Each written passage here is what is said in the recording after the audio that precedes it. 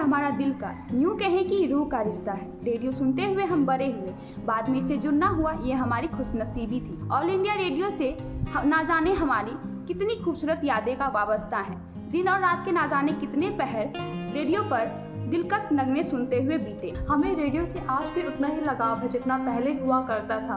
Radio हमारे दादा और पापा को भी बहुत पसंद है, शायद इसलिए ये रेडियो हमें विरासत में मिला है। हम ही नहीं, लाखों करोड़ों लोगों की पसंद रहा है रेडियो। ये उस वक्त शुरू हुआ था जब मनोरंजन के कोई खास साधन नहीं थे। दुनिया में रेडियो का इतिहास भी बहुत पुराना है। दुनिया में रेडियो की शुरुआत भी बहुत दिलचस्प है। वह 24 दिसंबर 1906 की एक खूबसूरत शाम थी जब कनाडा के वैज्ञानिक रेगिनॉल्ड फेसेंडन ने वायलिन बजाया। उस वक्त अटलांटिक महासागर के जहाज़ों के ऑपरेटरों ने उस दिलकश संगीत को सुना। साल 1900 की शुरुआत में मार्कोनी ने लंदन से अमेरिका बेतार संदेश भेजा था। इस तरह से व्यक्तिगत रेडियो संदेश भेजने की शुरुआत हुई थी। पहले रेडियो का इस्तेमाल सिर्फ नौसेना ही किया करती थी, बाकी लोगों के लिए इसका इस्तेमाल करने पे सख्त मनाही थी। साल 1918 में ली द फॉरेस्ट ने न्यूयॉर्क के हाई ब्रिज में रेडियो स्टेशन शुरू किया। यह दुनिया का पहला रेडियो स्टेशन था, लेकिन इसे गैरकानूनी करार देकर बंद करवा दिया गया। फिर उन्होंने 1919 में सैन फ्रांसिस्को में एक बार फिर रेडियो स्टेशन शुरू किया, लेकिन यह भी गैरकानूनी ही था। दुनिया में कानूनी तौर पर रेडियो स्टेशन शुरू करने का श्रेय फ्रैंक कोनार्ड को जाता है। हमारे देश में रेडियो भारत के सूचना एवं प्रसारण मंत्रालय के अधीन संचालित सार्वजनिक क्षेत्र की आकाशवाणी प्रसारण सेवा है। देश में रेडियो प्रसारण की शुरुआत 1920 की दहाई में हुई थी। Private India broadcasting company limited को 2 रेडियो स्टेशन संचालित करने के लिए अधिकृत भी किया गया था। इस तरह 23 जुलाई 1927 को बॉम्बे स्टेशन शुरू हुआ। फिर उसी साल 26 अगस्त 1927 को कोलकाता स्टेशन शुरू किया गया। इसके बाद 1 मार्च 1930 को सरकार ने इन्हें अपने नियंत्रण में लेकर इनका राष्ट्रीयकरण किया और 2 साल के लिए प्रायोगिक आधार पर भारतीय प्रसारण सेवा की शुरुआत हुई। कुछ वक्त बाद मई 1936 में स्थायी रूप से ऑल इंडिया रेडियो कायम हुआ। फिर साल 1957 में इसे आकाशवाणी का नाम भी दिया गया। काबिले गौर यह भी है कि सरकार ने साल 1929 में दूसरे विश्व युद्ध की शुरुआत में भारत में भी रेडियो लाइसेंस रद्द करके सभी ट्रांसमीटर को सरकार के पास जमा करने का आदेश दे दिया। बॉम्बे टेक्निकल इंस्टीट्यूट बायकुला के प्राचार्य नरीमन प्रिंटर ने जब यह खबर सुनी तो उन्होंने अपने रेडियो ट्रांसमीटर को बचाने का फैसला किया। उन्होंने ट्रांसमीटर को खोलकर उसके पुर्जे अलग अलग कर दिए। फिर उन्होंने उन पुर्जों को अलग अलग महफूज जगह पर छुपा दिया। उस वक्त देश में स्वतंत्रता आंदोलन चल रहा था। महात्मा गांधी ने अंग्रेजों भारत छोड़ो का नारा दिया था। ब्रिटिश हुकूमत ने 9 अगस्त 1942 को महात्मा गांधी और उनके साथियों को गिरफ्तार कर लिया और प्रेस पर पाबंदी लगा दी।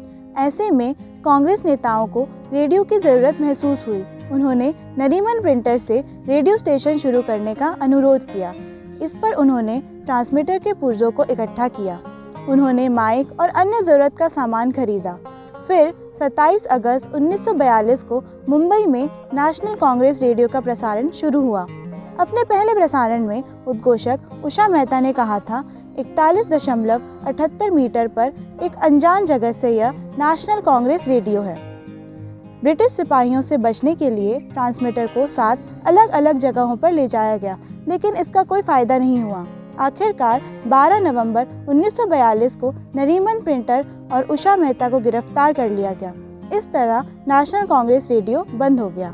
आकाशवाणी द्वारा अपनी स्थापना के वक्त से ही कुछ परंपराओं का पालन किया जा रहा है। मसलन आकाशवाणी के हर केंद्र में प्रसारण शुरू होने से पहले इसके संकेत धुन बजाई जाती है। फिर वंदे मातरम का गायन होता है। केंद्र की फ्रीक्वेंसी बताई जाती है। देसी महीने की तारीख और साल बताया जाता है। इसके साथ ही अंग्रेजी तारीख भी बताई जाती है, दिन बताया जाता है, फिर वक्त बताया जाता है और लोग इससे अपनी घड़ियां मिलाते हैं। रेडियो की खास बात यह भी है कि इसके सभी कार्यक्रम अपने तय वक्त पर शुरू होते हैं। इसके बाद मंगल ध्वनि बजाई जाती है जो भारत रत्न बिस्मिल्लाह खान ने बनाई थी। आकाशवाणी बहुजन हिताय बहुजन सुखाय का पालन करती है।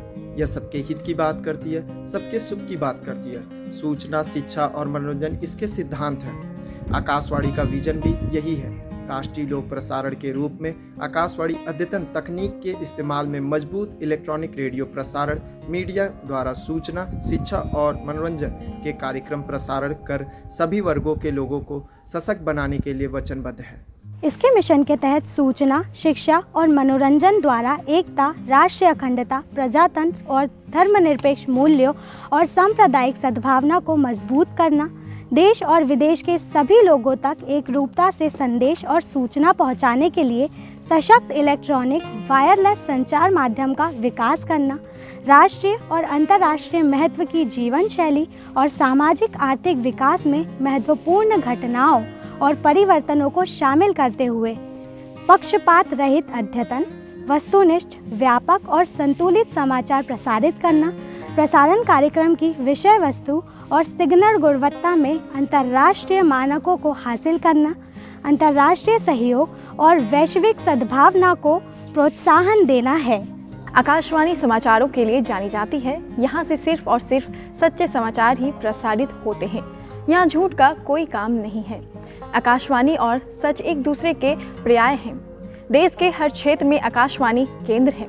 आकाशवाणी ने लेह जैसे दुर्गम क्षेत्रों में भी अपने केंद्र स्थापित किए हुए हैं, जहां रोशनी तक नहीं पहुंचती।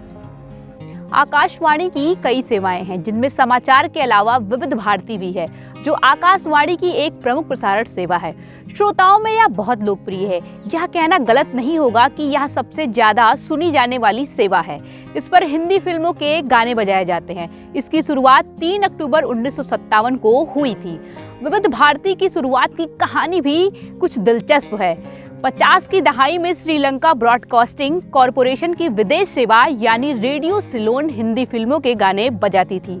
लोग इसके दीवाने थे। उस वक्त आकाशवाणी के तत्कालीन महानिदेशक गिरिजा कुमार माथुर ने भी आकाशवाणी पर ऐसे ही कार्यक्रम की परिकल्पना की थी। उन्होंने पंडित नरेंद्र शर्मा, गोपाल दास और केशव पंडित व अन्य सहयोगियों के साथ मिलकर विविध भारती की शुरुआत की। इस पर बजाया गया पहला गीत पंडित नरेंद्र शर्मा ने लिखा था और इसके संगीतकार थे अनिल विश्वास। इसी प्रसार गीत कहा गया और इसके बोल थे नाच मयूरा नाच। इसे सुप्रसिद्ध गायक मन्ना डे ने अपनी आवाज़ से सजाया था। विविध भारती की पहली उद्घोषणा शील कुमार ने की थी। बाद में आमीन सयानी इससे जुड़ गए और उनके वक्त में इतनी कामयाबी की परचम फहराए कि इसका जलवा आज भी बरकरार है। शुरुआत में इसका प्रसारण सिर्फ 2 केंद्रों बम्बई और मद्रास में होता था। बाद में आकाशवाणी के दूसरे केंद्रों ने भी इसका प्रसारण शुरू कर दिया। अब तो देश के सभी केंद्रों पर कम से कम 1 घंटा विविध भारती का प्रसारण अनिवार्य कर दिया गया है। विविध भारती के अलावा ऑल इंडिया रेडियो की उर्दू सर्विस भी बहुत लोकप्रिय है। यह विदेश प्रसारण सेवा प्रभाग के तहत आती है। यह प्रभाग 1 अक्टूबर 1939 से कार्यरत है। हिंदुस्तान के अलावा पाकिस्तान और अफगानिस्तान में भी इसे खूब सुना और पसंद किया जाता है। विदेश प्रसारण सेवा प्रभाग अनेक विदेशी भाषा सेवाओं में दुनिया भर में फैले विदेशी श्रोताओं के लिए समाचार और अन्य कार्यक्रम तैयार करता है। इसकी पहुंच तकरीबन 108 देशों तक है। रेडियो मनोरंजन का बहुत ही सस्ता और सुगम साधन है। आज भी खेत खलिहानों, गांव देहात में, कस्बों में और दुकानों कारखानों में रेडियो को सुना जाता है।